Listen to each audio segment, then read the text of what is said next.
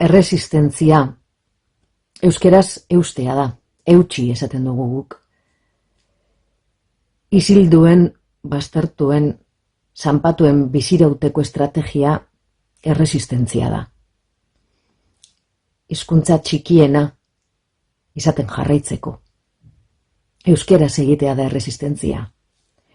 Sorgin eiza eta boikoten aurrean atzera egiten ez dutenak, isiltzen ez dakitenak dira erresistentzia.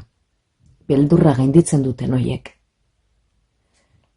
Maioko plazako Andreak, Lakandonako zapatistak, Aiotzinapako desagertuak, Altsasuko gazteak eta euren senideak, Andra kurdoak balen aurrean, Aita Mari, Open Arms.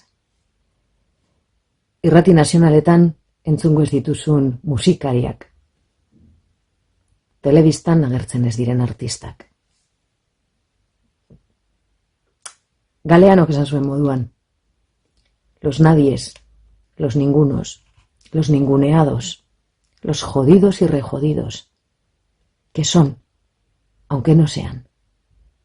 Hoiek, eta gehiago, eta gehiago, eta gehiago, dira, gara, erresistentzia.